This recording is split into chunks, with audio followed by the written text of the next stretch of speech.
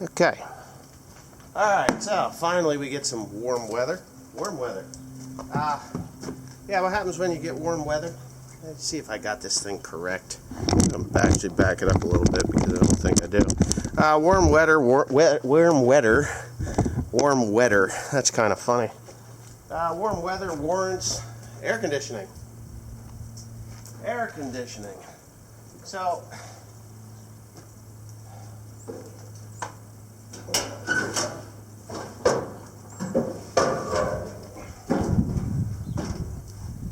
okay.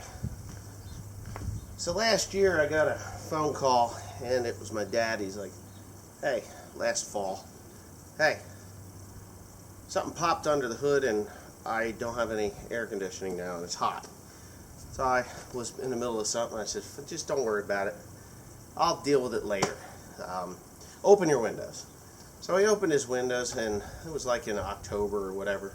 And October was pretty mild last year. We were still baling hay pretty good. And, you know, and then it turned cold in November. Boom, just like that. It's cold. So I never dealt with it. I don't even remember if I looked at it. I know I didn't care. You know, you ever have those days when you're just like, I don't care. I got too much to do, so I don't care. So anyway, it's starting to get warm, and the other day Dad says, hey, I still don't have air conditioning, so you're going to have to do something about that. I was like, oh, crap. Okay, whatever. So I pulled it up into the shop here, and I put a little bit of gas in the system, and I shut it off, and I didn't have the tractor running or anything. I just pressurized it a little bit. And Joseph claimed he could hear air leaking. So I went over and I grabbed the window washing fluid. I went squirt, squirt on the hose that looked like there was a piece of rubber missing out of it, and I'll show you that in a second.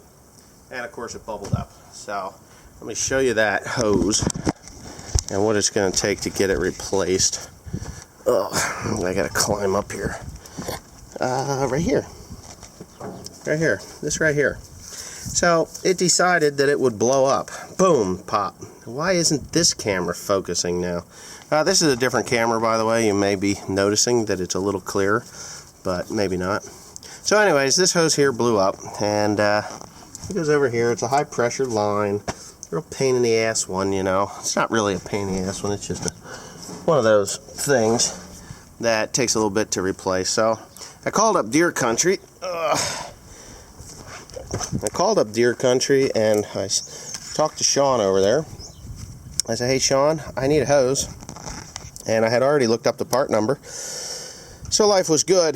Now, you know, he's like, yeah, no problem. It'll be a couple, 3 days. And I was like, well, now, a couple, 3 days puts us into the weekend. And I don't want to be waiting for the weekend for this hose.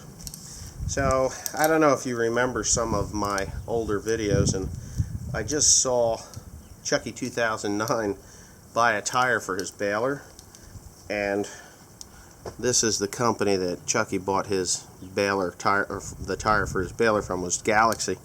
I have no love for Galaxy tires. I can't get a Galaxy tire to even work. It just won't work. So, I hate Galaxy tires, but this one here is Burgaflex AC hose by Galaxy. I don't know where it's made. Made in the USA. Well, I think the tire was made in the USA, but I don't know about the hose itself. So, I don't know. Anyway, we're going to give it a go because it's better than what's on there.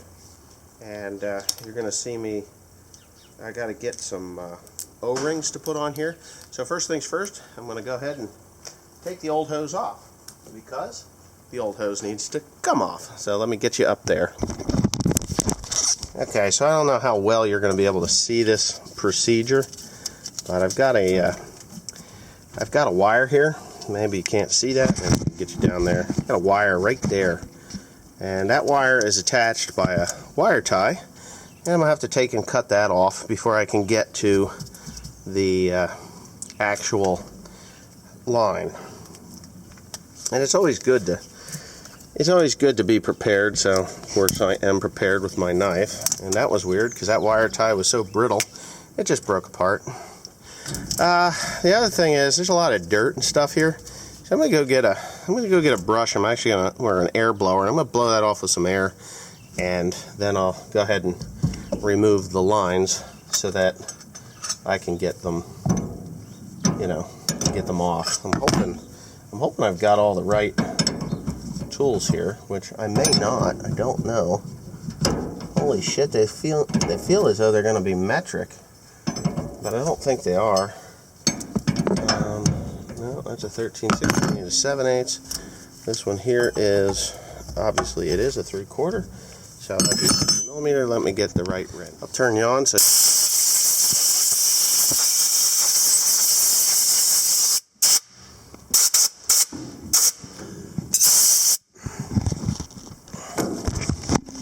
okay.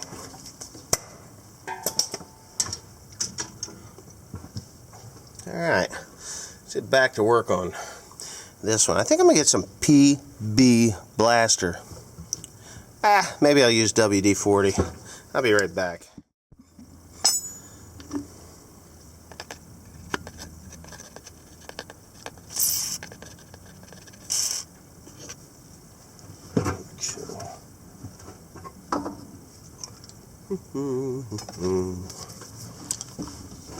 See if it goes any easier. Oh yeah, much easier. That stuff is crazy. I mean, it always did work, but alright.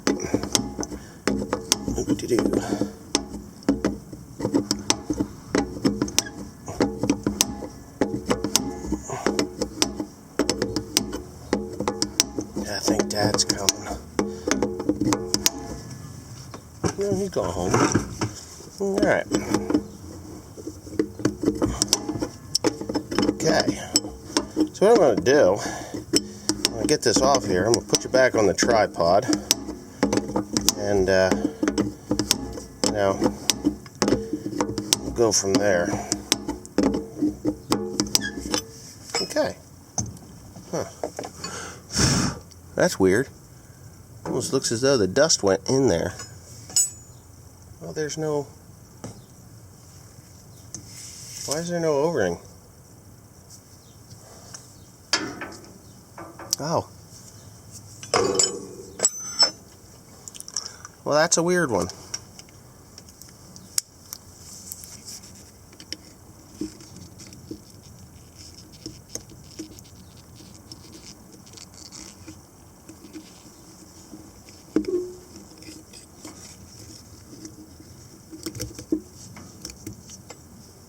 Wow. That pump is bone dry.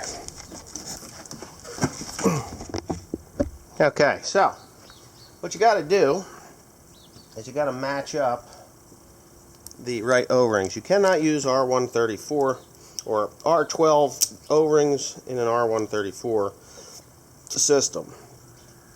So you got to match them up. These are the black ones, and I'm sure because this tractor is a 1998 that these are R134s, but I really don't want to reuse them because they're not round anymore. So I've got this kit.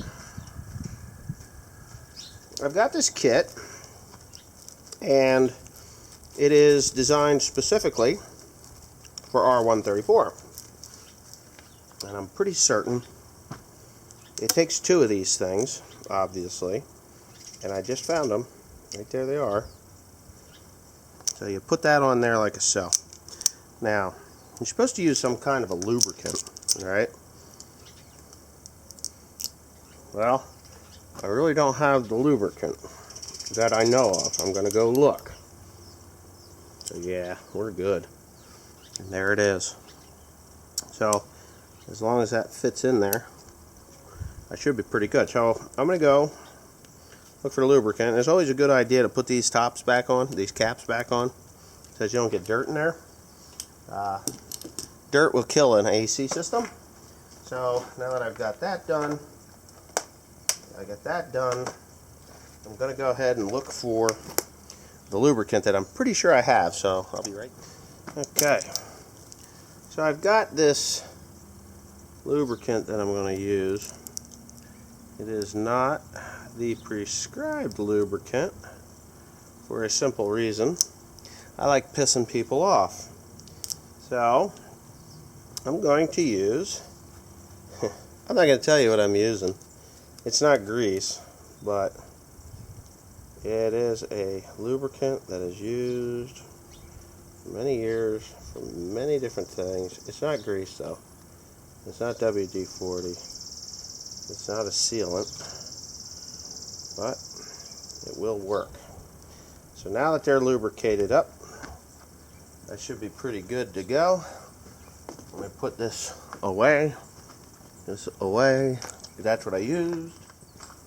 So all my lovely HVAC guys that are saying that I'm going to be put in prison for misuse of a product, R134, you can kiss my white ass, because I don't think so.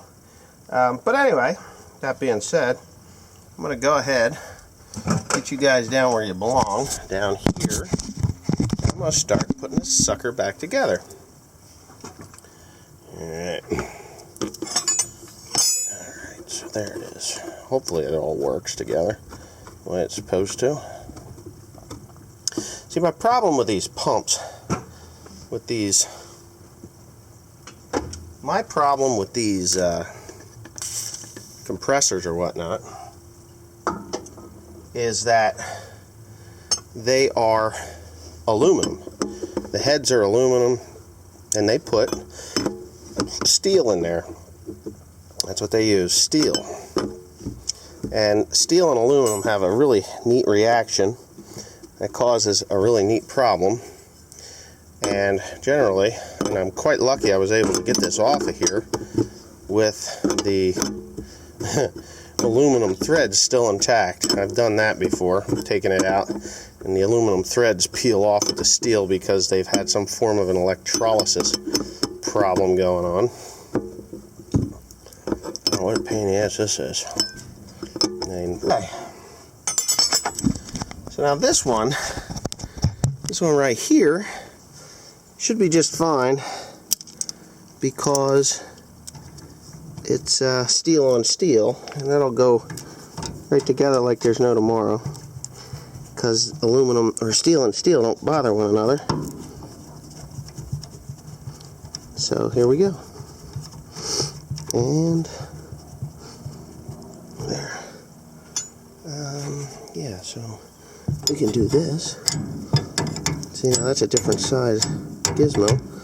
Now what I'm going to do is something that will piss everyone off, because I'm good at it.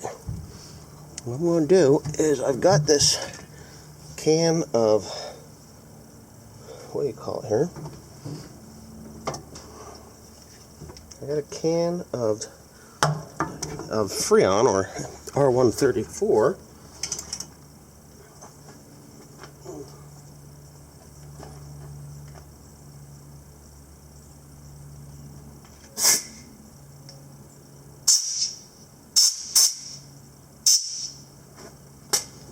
Okay, so I've got this can of 134A right here. I'm going to turn this around so you can look at my ugly mug. So I got this can of 134A here, and what I'm going to do is an old trick that has been done for 100 years, or as long as, since the 50s, since they've started putting air conditioning units in cars, and that is, I'm going to purge the line.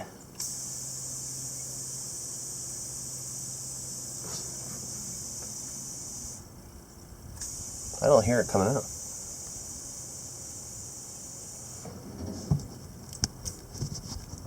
Okay.